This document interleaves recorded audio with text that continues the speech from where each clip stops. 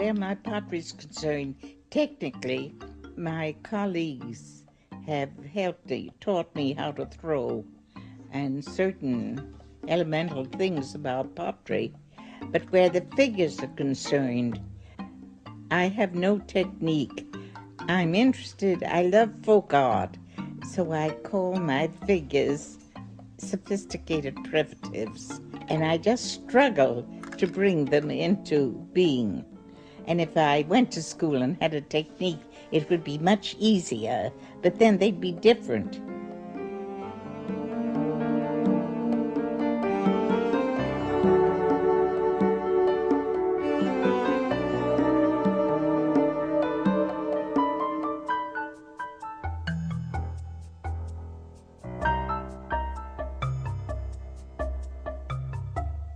A great artist can only be great if he suffered, because I think it's getting away from our agony that makes us want to produce, to create, to say something. We become very self-absorbed in our life because we do work usually in solitude.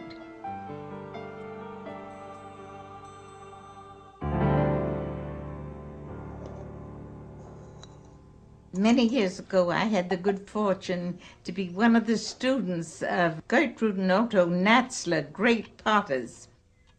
Otto Natzler showed me his way of working with glazes, and that is what I do. I'll take a formula and transpose it.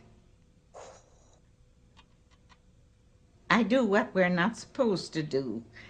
I cook. As a cook, one makes a cream sauce, milk, flour, butter, and then one can add curry or mustard or sugar or cream and transform it. So I get a basic formula, either from colleagues or in books, and then I add a little bit of flint, a little bit of bone ash, a little bit of copper, whatever comes to mind. Sometimes it works, sometimes it doesn't. But it's very exciting because curiosity is involved. And I'm madly curious to see what is coming out.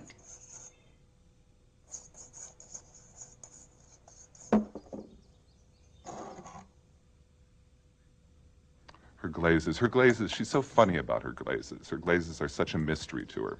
And if you saw what they looked like before they turn into what she's known for, you'd realize that it's no wonder it's a mystery. These things look like sort of a thick, off-white milkshake poured over these forms. And then she fires them, and they come out these incredible lusters that are just brilliant beyond belief.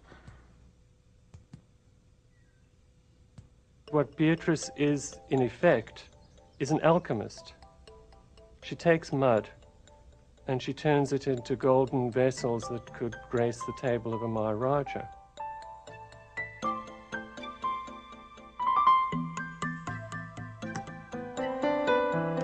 I think alchemy might be a key word in understanding Beatrice's glazes in particular, because there is a wonderful transformation that happens.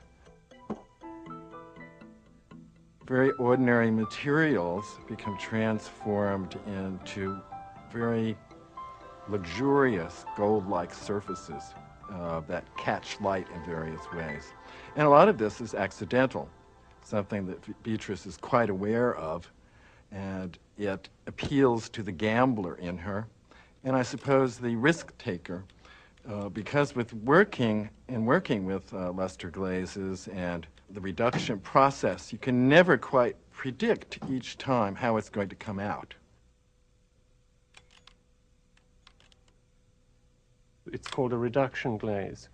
And in the firing, the oxygen is sucked out of the kiln, and this drives all the metallic salts in this beautiful iridescence into the surface of the glaze, and that's what gives the beauty to it. This is a very difficult and a very unpredictable art.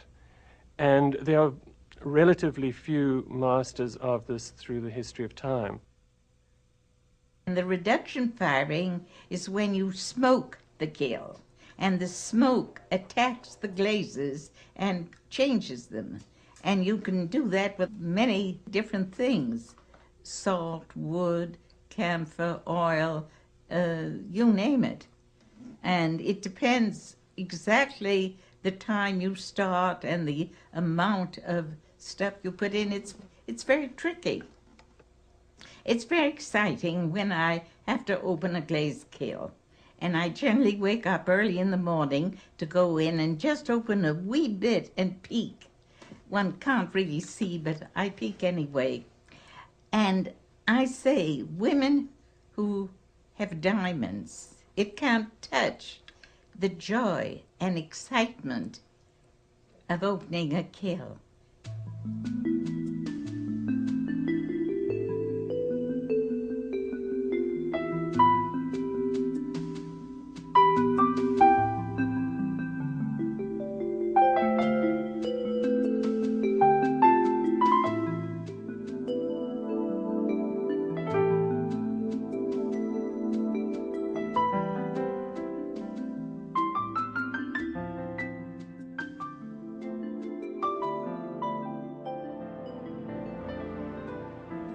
My own feeling is that if Beatrice were Japanese and we were Japanese, she would be automatically acclaimed a living national treasure.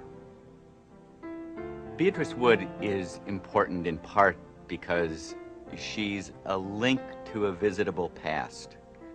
But it's not simply a matter of her having lived a long time. There's something about her spirit that embodies that epoch, which I think is an extraordinarily important epoch. She embodies it in her sense of freedom, in her sense of revolution, her sense of flirtatiousness, her sense of incredible emotional generosity. I call her the pulchritudinous saint of that era. I wish she continues for some more time, inspiring people, creating her beautiful things. I feel this is a great privilege and blessing to live the way I do now, in beauty, near wonderful mountains, with many friends, and freedom to do what I wish, which happens to be pottery and chasing men, though they don't know it. That can be cut. I can't be serious.